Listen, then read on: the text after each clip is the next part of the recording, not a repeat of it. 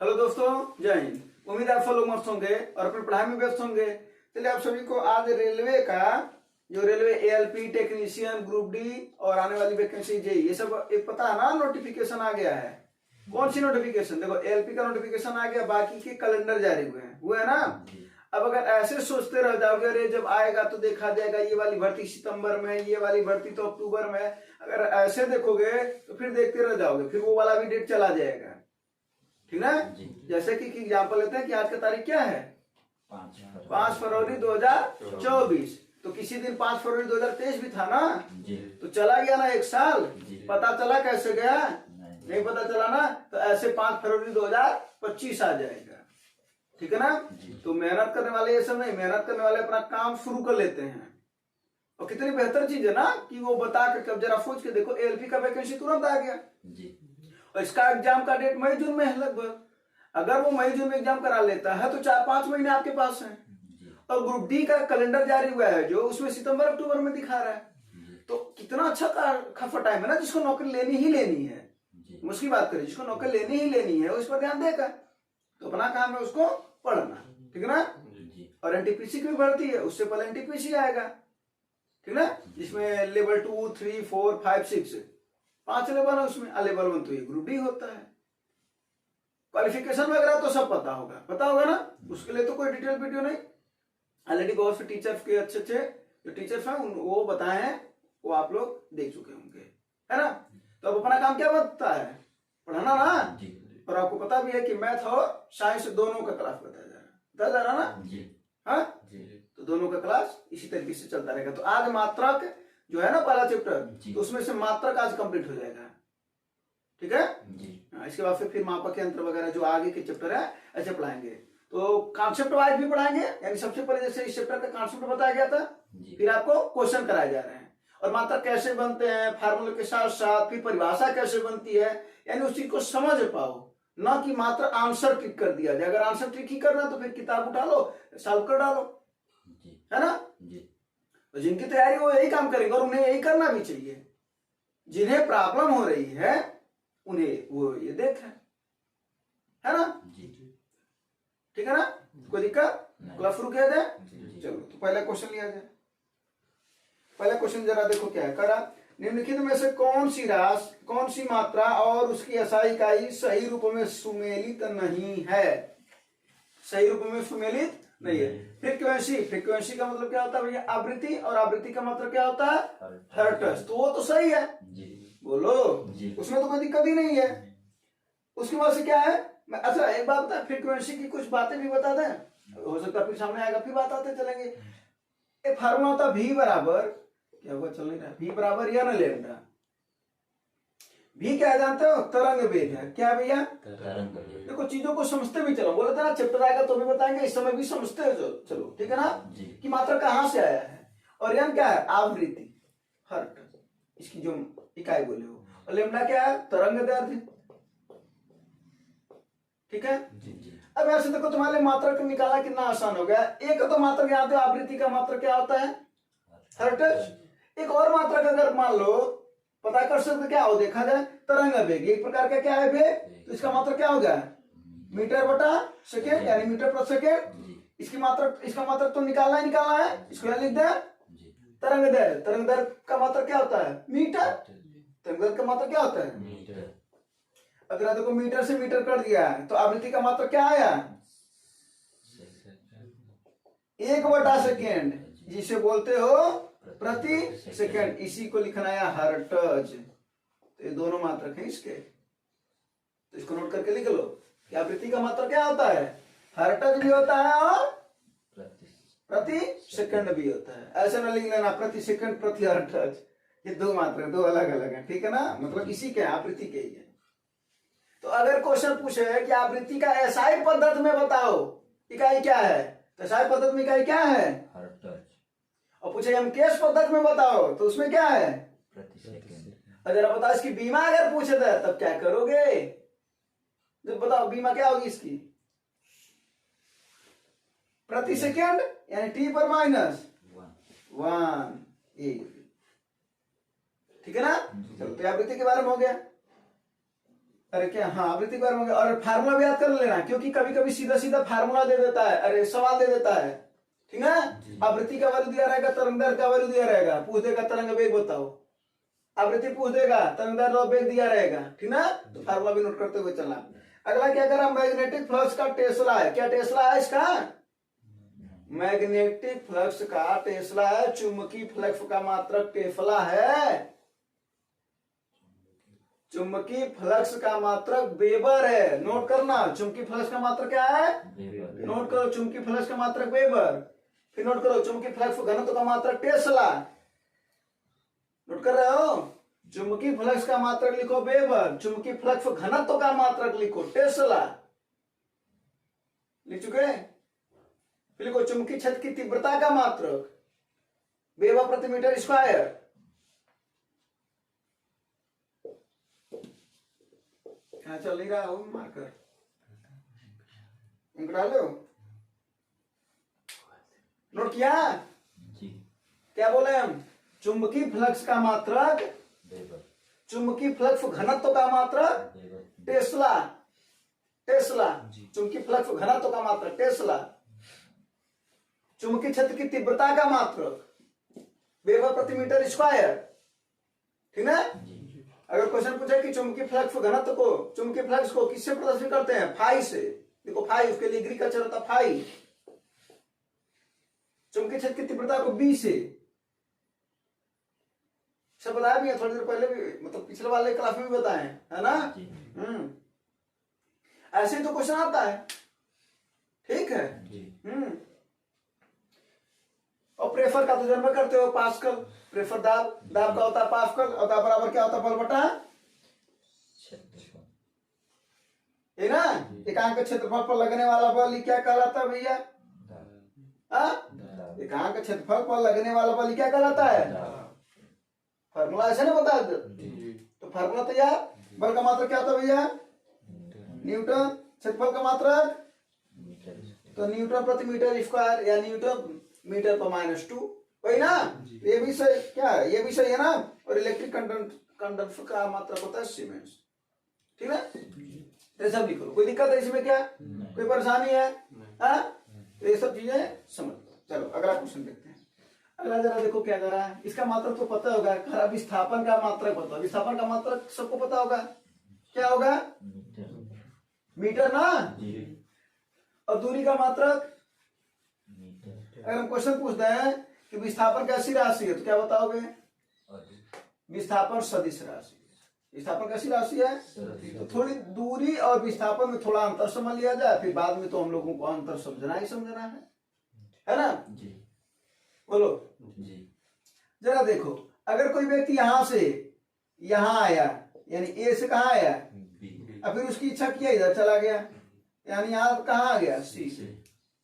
तो ए से बी पर जाना और बी से सी पर जाना, इसको कहते हैं दूरी। यानी किसी व्यक्ति वस्तु द्वारा, व्यक्ति को वस्तु को जो भी ना, किसी व्यक्ति या वस्तु द्वारा तय किए गए पथ की लंबाई को दूरी कहते हैं। तय किए गए पथ की लंबाई को दूरी कहते हैं। यानी ये क्या है, ये यहाँ ए से यहां तक ये सब क्या है, दूरी। अगर वही बात करें इसका, तो जरा देखो, ए से ये कहां आया, बी पर, और बी से कहां गया, तो किसी पथ द्वारा, ध्यान से सुना, सॉरी, किसी व्यक्ति द्वारा तय किए गए पथ की न्यूनतम लंबाई, किसको, तो सबसे कम से कम, यानी ए से लेके तुम्हें सीधा सी पर आना है, तो यहां पर ए से बी पर गया, बी से तो सी पर गया ना, यहां से सीधा सीधा कहां आ जाओगे, तो यानी ए सी जो है, यही क्या है भैया उसका विस्थापन। तो परिभाषा क्या बनता है इसका, किसी व्यक्ति या वस्तु द्वारा तय किए गए पथ की न्यूनतम लंबाई को क्या बोलते हैं, न्यूनतम लंबाई को क्या बोलते हैं, विस्थापन। क्या बोलते हैं, इसका मात्रक भी मीटर होता है, इसका भी मात्रक क्या होता है, तो इसका बीमा भी समान होगा, जाहिर सी बात है। अगर मात्रक समान तो बीमा भी समान, तो बीमा क्या होगा, मात्रक यल ना। बोलो, विस्थापन कैसी राशि है, सदिश राशि। नोट करना, ये कैसी राशि है, अदिश राशि। नोट करना, ठीक ना। विस्थापन शून्य हो सकता है, लेकिन ये कभी भी शून्य नहीं हो सकता है, इस बात को भी नोट कर लेना। विस्थापन शून्य। जैसे इसमें ए से बी पर जाना और बी से सी पर आना, इसमें विस्थापन 0 हो सकता है। अगर पूछे विस्थापन कितना है, कहोगे नहीं विस्थापन दिख रहा है, ठीक है ना। नहीं समझ रहे तो ऐसे समझो, ये यहां पर तो हमने मोड़ लिया, ठीक ना। ए से बी पर आया और फिर बी से सी पर आया, क्या विस्थापन है विस्थापन कहीं, लेकिन दूरी तो दूरी शून्य नहीं हो सकती, लेकिन विस्थापन शून्य। ये नोट कर लेना है। 3 बात, इसकी परिभाषा भी बता दिए, कौन सी राशि बता दिए, कौन शून्य हो सकता है कौन नहीं हो सकता है भी बता दिए, मात्रा भी बता दिए, बीमा भी बता दिए, फार्मूला क्या होता है तो बताइए कि है तो उसकी परिभाषा ही है ना।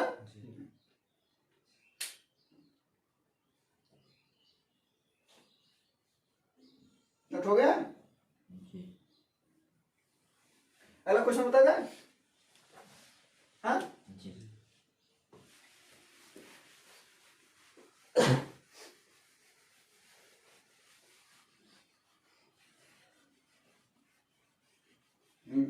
अगला क्वेश्चन जरा देखो क्या है। जी के मान की एसआई इकाई वही है जो कि किसकी एफआई इकाई है, यही ना। अच्छा, गुरुत्वीय त्वरण यही ना। जी का वैल्यू कितना होता है 9.8 मीटर प्रति सेकेंड स्क्वायर। तो जरा बताओ इसका मात्रक क्या आया भैया, यही तो आया मीटर पर सेकेंड स्क्वायर। जरा एक बार बताओ W बराबर क्या होता है, अगर तुम्हें मात्रक निकालना ही निकालना है तो m इंटू जी होता है, बोलो। तो G बराबर क्या हो जाएगा W बटा m, और W क्या है भार, W क्या है भार है ना। तो W भार है, तो भार बराबर क्या होता है, W का वैल्यू क्या होता है भार बराबर, बोलो। भार की एसआई का क्या है बताओ, भार का मात्रक बताओ, भार का मात्रक नहीं बताए हैं, किलोग्राम मीटर प्रति सेकंड स्क्वायर। जो बल की इकाई है तो भूल गए हो क्या सब, भार की इकाई न्यूटन है, बल की इकाई न्यूटन है, एम के पदार्थ में किलोग्राम मीटर पर सेकंड स्क्वायर है। अब बटा देखो यहाँ पर क्या किलोग्राम, तो किलोग्राम से किलोग्राम हटेगा तो क्या बचेगा भैया, तो इसका मतलब क्या होता है मीटर पर सेकंड स्क्वायर, ठीक ना। वही त्वरण का भी मात्रा क्या होता है मीटर पर सेकंड, इंग्लिश में लिख दिए, चलो एडजस्ट कर लेना। तो ए बराबर क्या होगा मीटर पर सेकंड स्क्वायर, त्वरण का मात्रक होता है, यानी जो भार का मात्रक होता है वही त्वरण का मात्रक होता है ना। क्योंकि तुम पढ़े होगे ना न्यूटन का दूसरा नियम में पढ़ोगे, F बराबर m में, तो ए बराबर F बटा m त्वरण का मात्रक निकालोगे। आप क्या करते हैं, किसी वस्तु के वेग में परिवर्तन की दर, वेग में परिवर्तन की दर माने समय से भाग देना ना, बोले ना हमेशा दर का मतलब होता है समय से भाग देना। तो वेग में परिवर्तन की दर यानी डेल्टा v बटे डेल्टा t क्या कहलाती है, त्वरण कहलाती है, ठीक ना। अगर यही त्वरण यानी वेग में जो परिवर्तन हो रहा हो अगर धनात्मक हो, जैसे दुपहिया चलाए हो, तो जब उसको तुम ऐंठते हो तो वेग समय के साथ उसके वेग में अगर वृद्धि हो, परिवर्तन तो होता ही है, तो परिवर्तन दो तरीके का हो सकता है, वृद्धि भी हो सकता है और कमी भी हो सकता है, बोलो। यानी जब हम रैखिक गति करते हो, कौन सी गति, रैखिक गति करते हो और समय के साथ हम दुपहिया को ऐंठ रहे हैं, एक्सीलरेटर उसका कहते हो ना, एक्सीलरेटर होता है, ठीक ना। जब हम उसको ऐंठ रहे होते हैं तो अगर समय के साथ वेग में वृद्धि हो रहा है तो त्वरण कहलाता है, और समय के साथ वेग में अगर कमी हो रहा हो तो रोकते हो ना, कहीं कहीं की रोकबे नहीं करते हो, तो रोकते हो ना। तो जब वेग में कमी होता है तो उसे मंदन कहते हैं या मंदता कहलाता है, समझ में आया। यानी परिवर्तन तो होता है यानी समय के साथ वेग में परिवर्तन, यानी वेग में परिवर्तन की दर क्या कहलाती है, त्वरण कहलाती है। अगर वेग में वृद्धि हो रहा है समय के साथ, जो कि दुपहिया चलाते हो, अगर वृद्धि हो रहा है तो त्वरण कहोगे, और जब रोकते हो कमी हो रहा है तो वही रैखिक गति ना करके अगर हम ऊपर नीचे गति कर रहे हैं, ठीक है, तब क्या होता है, तभी वेग में परिवर्तन होता है समय के साथ, बोलो, अरे गेंद को फेंकते हो कि नहीं फेंकते हो? तो समय के साथ उसके वेग में वृद्धि हो रहा है या कमी होगा?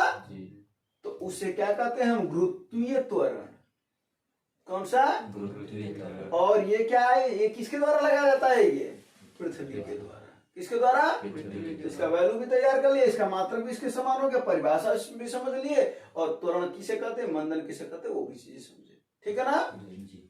चलो अब आगे आ जाए, मिटा था जो नोट करना नोट कर लिया करो।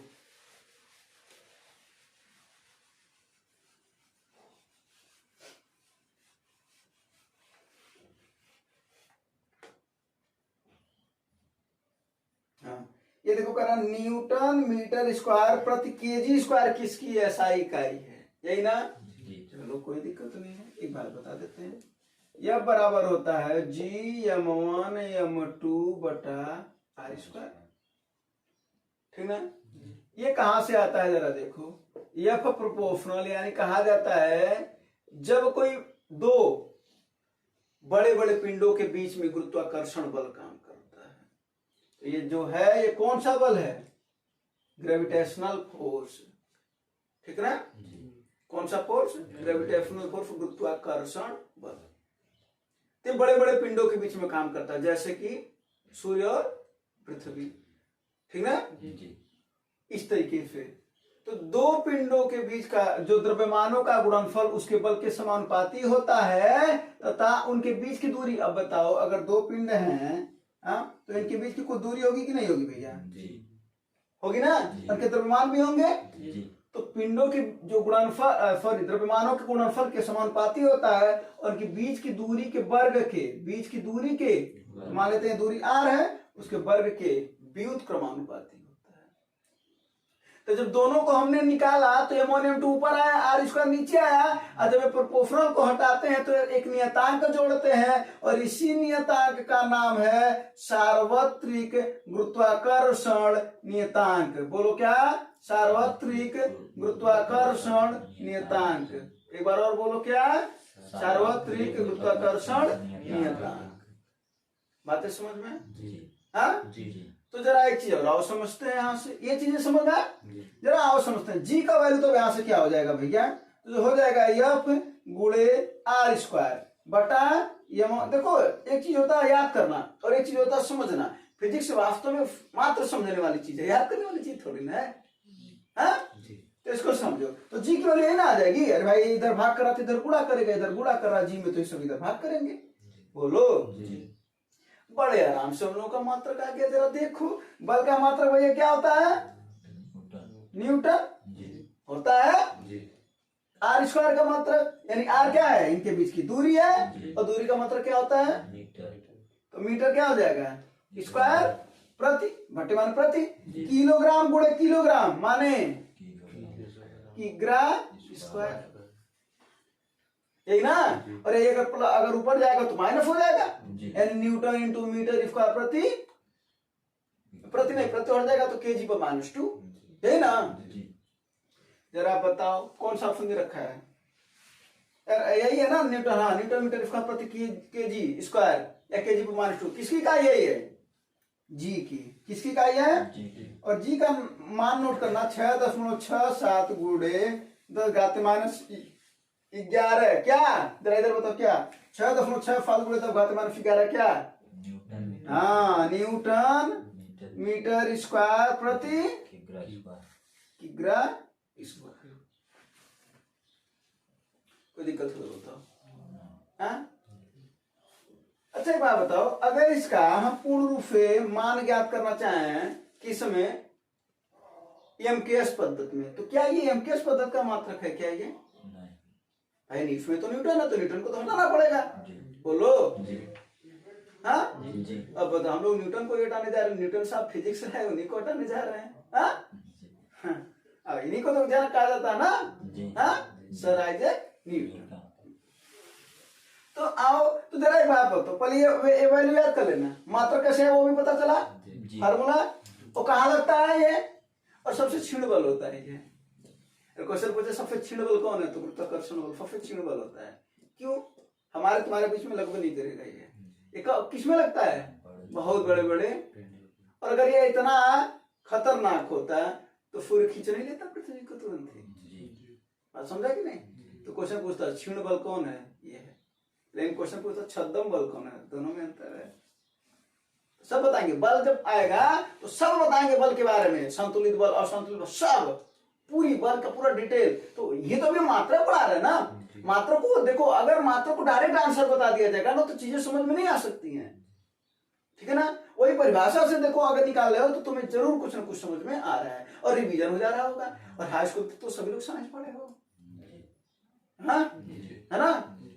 तो क्या है, जरा आओ हम लोग एमकेएस पद्धति में पूर्ण रूप से इसको बदल दिया जाए। तो न्यूटन को क्या कहते हो भैया, इसको मात्रा निकालो, किलोग्राम क्या मीटर, अरे तो हिंदी अंग्रेजी लिख रहे हैं जो बड़ा झंझट। किलोग्राम मीटर प्रति सेकंड, तो जो प्रति में आएगा उसको नीचे करते चलना, और यहाँ पर क्या इंटू मीटर स्क्वायर ना, अब बटे तो किलोग्राम मीटर आप प्रति सेकंड स्क्वायर नीचे बचा था ना।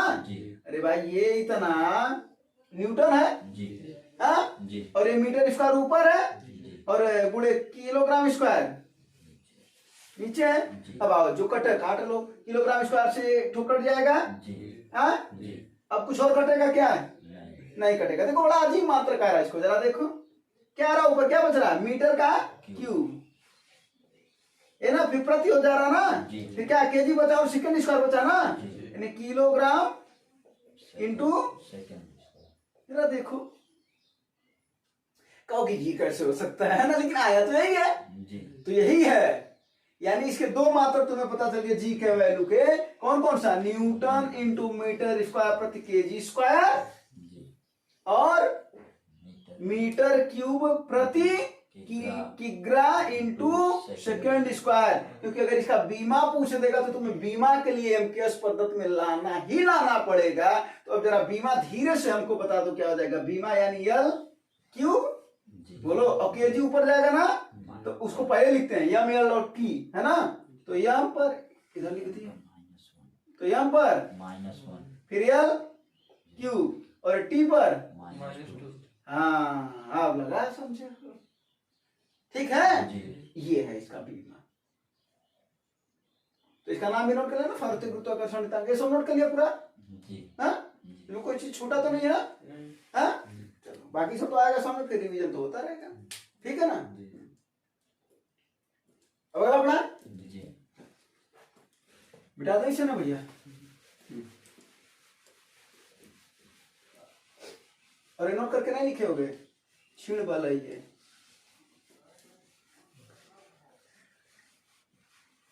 बड़े बड़े पिंडों के बीच में काम करता है। अगला सवाल देखो, मार्क कर देना। अगला सवाल क्या है, प्रतिरोधकता की एसआई इकाई क्या है, बता भी चुके ना, क्या है ओम मीटर, बोलो प्रतिरोधकता की एसआई इकाई तो बताना। जरा आओ देखते हैं क्या होता है। देखो इधर आर बराबर होता है रो इंटू एल अपान ए, इसको बोलते हैं रो, क्या बोलते हैं रो, ठीक है। और इसको बोलते हैं प्रतिरोधकता या विशिष्ट प्रतिरोध, प्रतिरोधकता या विशिष्ट प्रतिरोध कहां से आया है, किसी परिपथ पर जो परिपथ का प्रतिरोध होता है वो तार की लंबाई के समानुपाती होता है, तथा वही प्रतिरोध तार के अनुप्रस्थ काट के क्षेत्रफल, अनुप्रस्थ काट का क्षेत्रफल जानते क्या होता है, जैसे तार है तो इसका हिस्सा है कि नहीं है, तार का हिस्सा रहता ना, इसी को यही तो उसका एरिया है ना। तार के अनुप्रस्थ काट के क्षेत्रफल के व्युत्क्रमानुपाती होता है, नहीं नीचे। अब इन दोनों को मिलाएंगे तो बताओ एल बटा ए आएगा कि नहीं आएगा, यानी इन दोनों से आएगा आर प्रोपोर्शनल एल अपान ए, समझेगा जी, हाँ जी। देखो IIT और तैयारी का फिजिक्स नहीं पढ़ा रहा है ना, पढ़ा पाएंगे, बात समझ रहे ना। हाँ ये जो कंपटीशन का जो फिजिक्स है ये उससे अलग चलता है, उसमें तो डिटेल नहीं, बहुत डिटेल है, ठीक है। हमसे तो ऊपर है, तुम लोगों से पता नहीं, तुम लोग से भी ऊपर है, हाँ तो हमसे तो ऊपर है, ठीक ना। तो आर प्रोपोर्शनल एल बटा ए। तो अगर यहां से हम इस प्रोपोर्शनल को हटाते हैं तो एक नियतांक आता है जिसको बोलते हैं रो इंटू यल अपान ए, यही आया है, ठीक है। और इसी नियतांक को प्रतिरोधकता या विशिष्ट प्रतिरोध नियतांक बोलते हैं, ठीक है ना। तो आज का मात्रक निकाल लिया जाए। तो जरा बताओ यहां से रो बराबर क्या आ जाएगा, यहां से रो बराबर क्या आ जाएगा, ये इधर आर इंटू ए अपान यल, बोलो हाँ या नहीं। आर का मात्रक क्या होता है, इसको मिटा दो, ये चीजें समझ में आओ ना। अच्छा चलो यहां लिख देते हैं। आर का मात्रक क्या होता है, ओम। प्रतिरोध का मात्रक ओम होता है, बोलो। यल का मात्रक क्या होता है, फॉर ए है ना, ए माने एरिया ना, एरिया का मात्रक क्या होता है, अब प्रति लंबाई का मात्रक क्या होता है, मीटर से मीटर कट के बताओ क्या आएगा, तो यही तो बताया, बोलो क्या हो जाएगा इसका मात्रक, ओम इंटू मीटर, क्या लिख रहे हैं, ओम इंटू मीटर, ठीक है जी। ते नोट कर लो, नोट कर लो।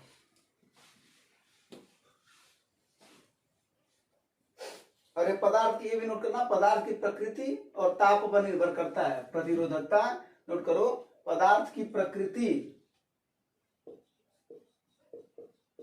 और ताप पर निर्भर करता है ये, ठीक है। हाँ क्वेश्चन पूछा कि किस पर निर्भर करता है, तो पदार्थ की प्रकृति और ताप पर निर्भर करता है। बाकी चीज समझ में, हाँ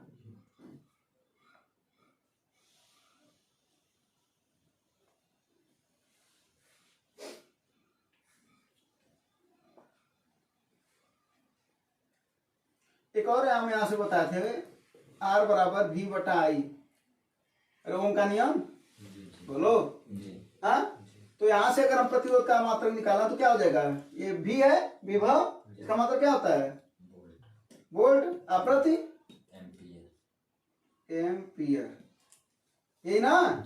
यानी अगर हम इसका एक और मात्रक अगर निकालना चाहे तो ओम को क्या लिख सकते हो, वोल्ट प्रति एम्पियर। तो या इसका एक और मात्रक क्या हो जाएगा, वोल्ट इंटू मीटर प्रति एम्पियर, इसको भी नोट कर लो भाई। ओम का वैल्यू है, एक ओम बराबर होता है 1 वोल्ट बटा 1 एम्पियर, उसको मैं भी लिख सकते हैं, तो मैं इसको लिख दिया वोल्ट प्रति एम्पियर और मीटर ऊपर ही है, तो वोल्ट इंटू मीटर प्रति एम्पियर, ये भी मात्रक होता है किसका, प्रतिरोधकता या विशिष्ट प्रतिरोध का, ठीक है भैया। हाँ अगला क्वेश्चन बताओ, ये सब इसके बारे में हो गया, बिठा दे इसे।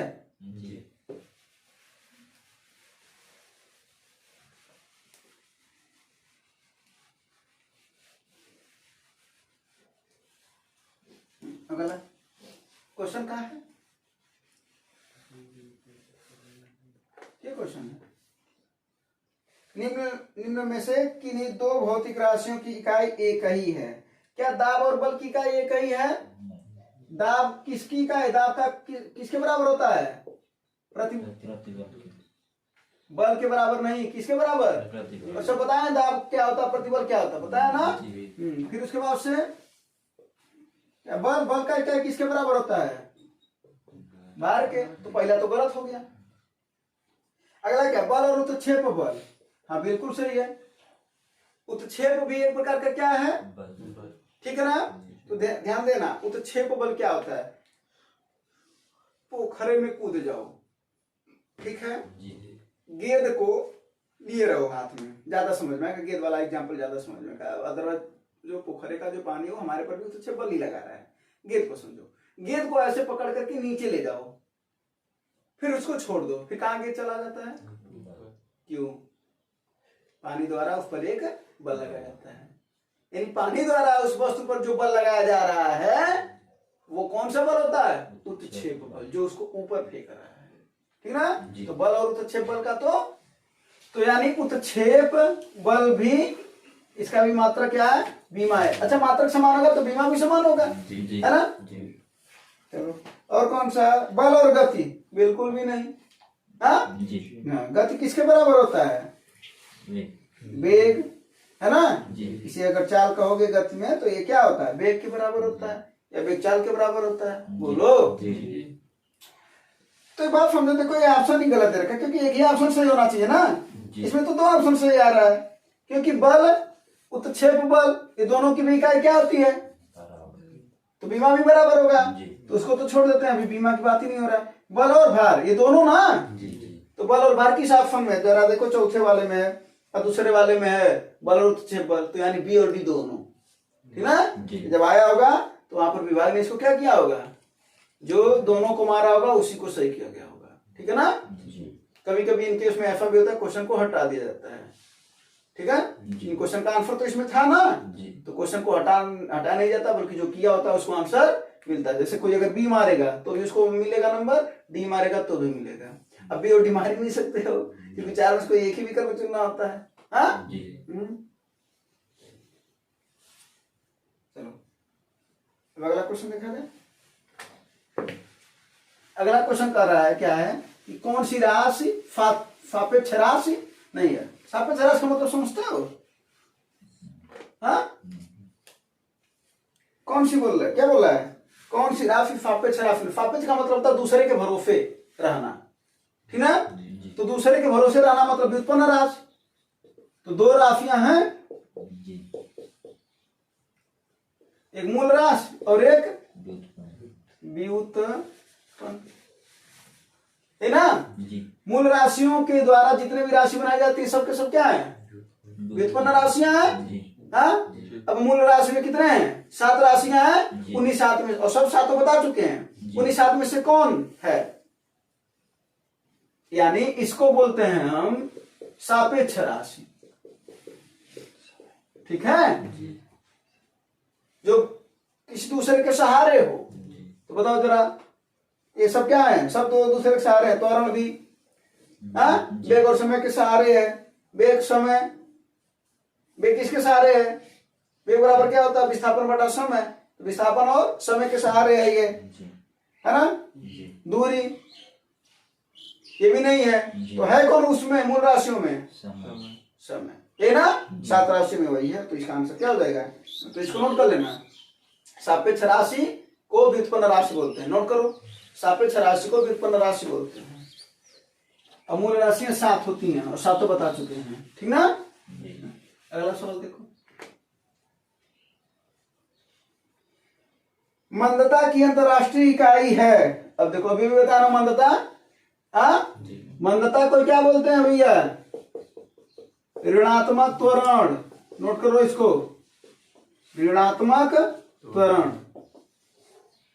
यानी ऋणात्मक त्वरण को क्या कहते हैं, मंदता। और अभी भी बताना क्या, वेग में अगर परिवर्तन हो रहा है, अगर परिवर्तन धनात्मक है यानी वेग में वृद्धि के पर हो रहा है, वेग में वृद्धि हो रहा है समय के साथ, तो क्या हो जाएगा, त्वरण।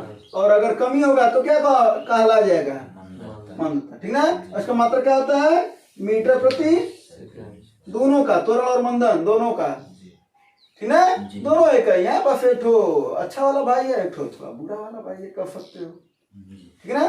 तो त्वरण अच्छा वाला है और ये मंदता, यानी इसको मंदता भी बोलते हैं और मंदन भी बोलते हैं, ठीक है। हाँ।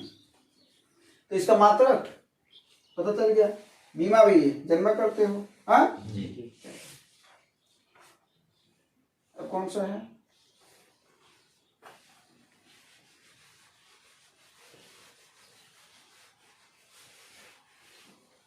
अब अगला सवाल क्या है, 1 पास्कल किसके बराबर है। वही 1 पास्कल का मतलब ऐसा ना हो कि ऐसा तुम लोग समझे ना पाओ। दाब बराबर क्या होता है, बल बटा, अभी भी बताया ना। और दाब का मात्रा क्या होता है, पास्कल, और बल का मात्रा क्या होता है, और क्षेत्रफल का मात्रा। तो 1 पास्कल किसके बराबर हो जाएगा, 1 न्यूटन बटा 1 मीटर स्क्वायर के बराबर हो जाएगा, यही है, ठीक है ना। कोई दिक्कत, यहाँ पर परिभाषा क्या बनाते हो, एकांक क्षेत्रफल पर लगने वाला बल क्या कहलाता है, ठीक ना। तो जब कहोगे कि 1 मीटर स्क्वायर यानी कितना एरिया रहे, 1 वर्ग मीटर, तो कहोगे 1 वर्ग मीटर पर जब 1 न्यूटन का बल लगे तो दाब की मात्रा कितनी होगी, 1 पास्कल होगी। देखो परिभाषा सही बन गया। 1 वर्ग मीटर क्षेत्र पर जब 1 न्यूटन का बल लगेगा तो उसी को क्या कहोगे, यानी दाब की मात्रा 1 पास्कल के बराबर होगी। ठीक है भैया।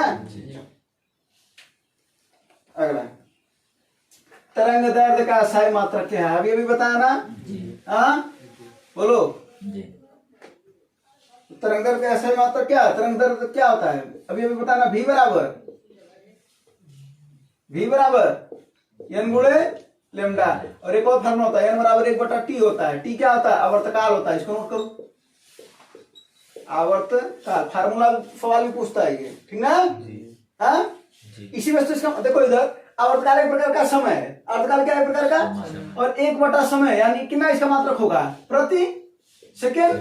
तो यही तो था इसके पहले। हाँ ये n क्या है, आवृत्ति है, तो इसके 2 मात्रक बताए थे ना, एक हर्ट्ज और एक प्रति सेकेंड। बोलो, दोनों फार्मूला नोट करना है। n बराबर 1/t, तो यहाँ पर या इसको ऐसे भी लिख सकते हो ना, लेमडा बटे t। सवाल आता है फार्मूले पर, ठीक है ना। क्या हुआ, हाँ तो ये नोट करो, v बराबर n इंटू लेमडा।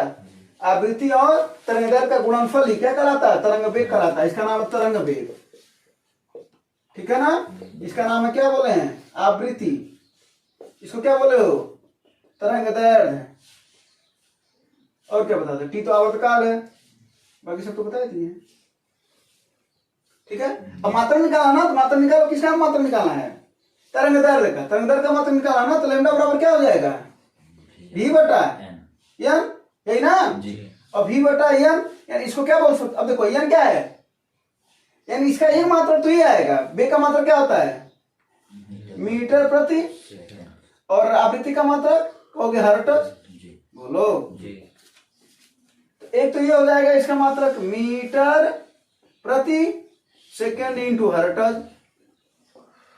ये भी एक हो सकता है, लेकिन इसको और अच्छे से कर लिया जाए, ठीक है, एमकेएस पद्धति में। तो हर्ट्ज यानी यही तो है, आवृत्ति का मात्रक हर्ट्ज या प्रति सेकेंड, तो यहाँ पर रख दिया जाए प्रति सेकेंड। तो मीटर बटा सेकेंड, ये है ना।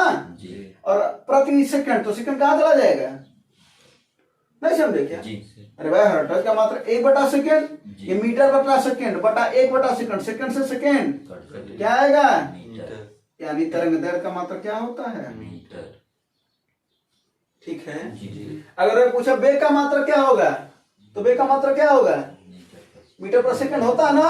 और जरा देखो होता भी है, यहाँ पर देखो तरंग दैर्ध्य का मात्रा क्या होगा भैया, मीटर, और इसका मात्रा क्या होगा, देखो आया कि नहीं आया, मीटर पर सेकंड। एक और मात्रक तो हो सकता है इसका, ये क्या आवृत्ति है ना। अरे भाई इस फार्मूले से तो मीटर पर सेकंड होगा मात्रक, इस फार्मूले से हर्ट्ज इंटू मीटर है ना, हर्ट्ज इंटू मीटर भी इसका एक मात्रक है ना। परिभाषा तैयार रहेगा तो मात्रक निकाल लोगे, परिभाषा नहीं तैयार रहेगा फिर याद करने वाली चीज, कितना याद करोगे मात्रक। हाँ चलो तो नोट कर लेना।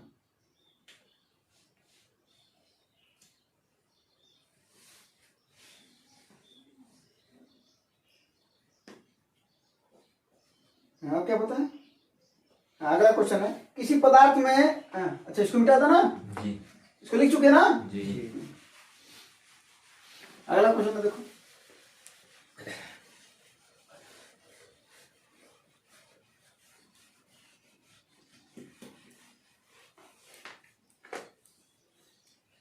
किसी पदार्थ की मात्रा को मापने के लिए निम्नलिखित में से किस इकाई का उपयोग किया जाता है। पदार्थ की मात्रा का मात्रक क्या होता है, मोल। मोल क्या होता है, ये तो मूल राशि है ना जी। और इसका मूल मात्रक है, मूल राशि क्या है, पदार्थ का परिमाण, उसका मूल मात्रक क्या है, मोल। तो जरा बताओ लक्ष्य किसका है, तो लिखो प्रदीप्ति का, प्रदीप्ति या प्रदीप्ति घनत्व बोलते हैं इसको, प्रदीप्ति या प्रदीप्ति घनत्व, ठीक ना। तो प्रदीप्ति का मात्रक क्या होता है, लक्ष्य, नहाने वाला साबुन नहीं, ठीक है ना। हाँ ऐसे सोच लो कि लक्ष्य से नहाओगे तो उजला उजला दिखेगा, ठीक है ना। तो प्रदीप्ति, ठीक है। अगला क्या हो गया, और कौन सा है, मोल तो बताइए कि है, टेस्ला किसका है जरा बताओ। अभी बताएं टेस्ला किसका है? वहीं पर कंफ्यूजन है तुम लोगों का, है ना? टेस्ला वेबर, टेस्ला और वेबर, यहीं पर कंफ्यूजन है।